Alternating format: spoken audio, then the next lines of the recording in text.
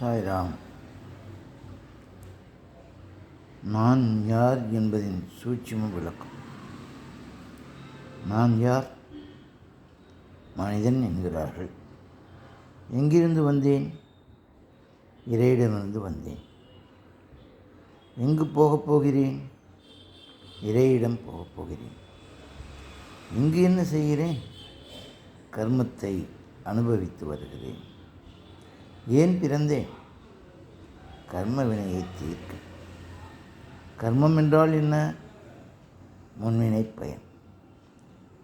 முன்வினை எதனால்? அறியாமையால்.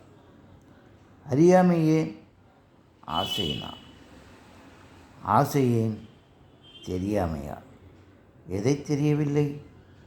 தன்னை தெரியவில்லை. தன்னை தெரிந்தால் சத்தியம், அதாவது உண்மை புரியும். சத்தியம் புரிந்தால் தர்மம் விளங்கும். தர்மம் என்றால் சுதர்மம், தன் கடமை. சுதர்மம் செய்தால் சாந்தி நிலவும். சாந்தி என்றால் அமைதி. அமைதியடைந்தால் பிரேமை. அன்பு பிறக்கும். அன்பு பிறந்தால் அகிம்சை தோன்றும்.